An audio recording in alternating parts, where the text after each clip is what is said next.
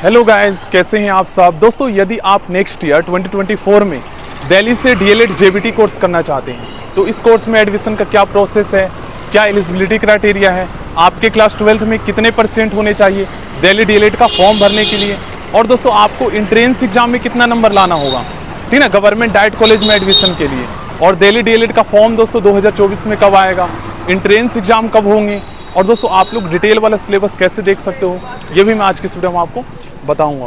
तो चलिए चलते हैं पार्क में, और पार्क में आराम से आपको बताऊंगा। यहाँ पर हम दो गाय जो है गाइस हमारा स्वागत करने के लिए वेट कर रहे हैं। तो देखो गाइस, दिल्ली में डीएलएड का जो फॉर्म है ना, ये दोस्तों हर साल सीबीएसई क्लास 12 के रिजल्ट आने के साथ ही स्टार्ट होता है। अब पिछले साल मई में आ गया था फॉर्म, सॉरी मई में तो फॉर्म आया ही था, मई में रिजल्ट आ गया था 12th क्लास का, तो फॉर्म भी मई में ही स्टार्ट हो गया था, और 17 जून से एंट्रेंस एग्जाम हुआ था। तो वही लगा लो, नेक्स्ट ईयर अगर मई में आपका आ जाता है क्लास 12 का रिजल्ट तो मई में स्टार्ट हो जाएंगे। अब मैं आपको बताता हूँ आपको एंट्रेंस एग्जाम में कितने नंबर लाने होंगे। तो दिल्ली डीएलएड के एंट्रेंस एग्जाम में तो दोस्तों टोटल 150 क्वेश्चन पूछे जाते हैं।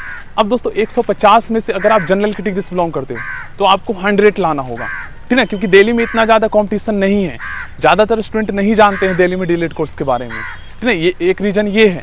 अब यहाँ पर हर साल जो है लगभग 15,000 स्टूडेंट दिल्ली में डीएलएड का फॉर्म भरते हैं, ठीक है, 15,000, जिसमें से 12,000 स्टूडेंट एंट्रेंस एग्जाम में अपीयर होते हैं, और हर साल लगभग 5 से 6,000 स्टूडेंट दिल्ली से डीएलएड कोर्स को करते हैं। दिल्ली में अगर हम बात करें डीएलएड गवर्नमेंट डाइट में कितनी सीटें हैं डीएलएड के लिए, तो 1040 है, और प्राइवेट में 2,500 से 3,000 सीटें हैं, ठीक ना। तो यहाँ पर क्या है ना, गवर्नमेंट डाइट कॉलेज में कट ऑफ जो है इतना हाई नहीं जाता है। अगर आप अच्छे से तैयारी करोगे तो इजीली आपका एंट्रेंस एग्जाम क्लियर भी हो जाएगा, और आराम से आप अच्छे स्कोर कर सकते हो। 150 क्वेश्चन पूछे जाते हैं, कोई भी नेगेटिव मार्किंग नहीं होता, आपको 2 घंटे का टाइम दिया जाता है, और एग्जाम पैटर्न भी इतना ज़्यादा टफ नहीं है।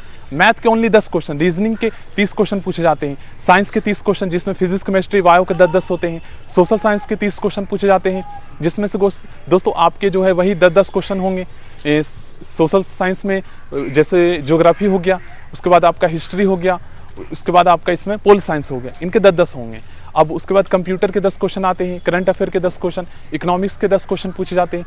तो ये है एग्जाम पैटर्न। अब तैयारी कैसे करना है, तो तैयारी के लिए देखिए दोस्तों, computer, economics, science and social science, ये जो 4 सब्जेक्ट है ना, इसकी तैयारी के लिए आप क्या करो, लूसेंट की बुक ले लो जीके की, या फिर आप सार संग्रह ले सकते हो, या किरण पब्लिकेशन की जीके की बुक आती है, इनमें से कोई सा भी एक बुक ले लीजिए, ठीक है। इनमें ये 4 सब्जेक्ट मिल जाएगा, 4 सब्जेक्ट की तैयारी इससे कर सकते हो। और बाकी के जो सब्जेक्ट है ना, उसकी तैयारी दोस्तों आप यूट्यूब से कर सकते हो। जैसे मैथ के 10 क्वेश्चन पूछे जाते हैं, अब मैथ में कौन कौन से टॉपिक से क्वेश्चन आएंगे ये ऑलरेडी SCRT ने बता रखा है, तो उन सभी टॉपिक को आपको सर्च करना है, ठीक है, उन सभी टॉपिक को आप सर्च कीजिए, और फिर उसके बाद उनके बेसिक कंसेप्ट सीखिए और उनका ऑब्जेक्टिव क्वेश्चन कीजिए।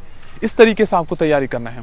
अब साइंस में फिजिक्स केमिस्ट्री बायो से क्वेश्चन आएंगे, जिसमें क्लास 6 से लेकर 10 तक के कहीं से भी क्वेश्चंस पूछे जा सकते हैं NCERT बुक से।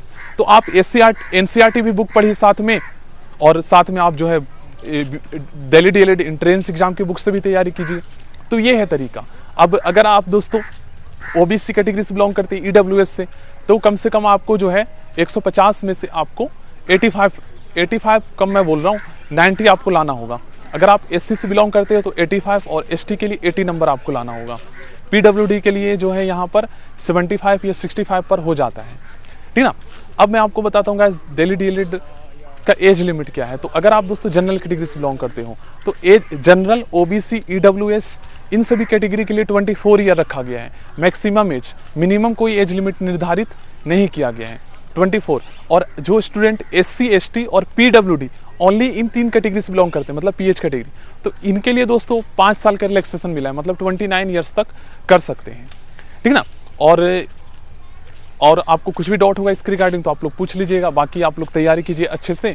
सार संग्रह की बुक भी काफ़ी ज़्यादा अच्छी है, क्योंकि इसमें जो टॉपिक दिए गए हैं ना, इंपॉर्टेंट टॉपिक को ही इसमें जो है कवर किया गया है, इंपॉर्टेंट क्वेश्चंस दिए गए हैं। बाकी कुछ डाउट होगा तो पूछ लीजिएगा।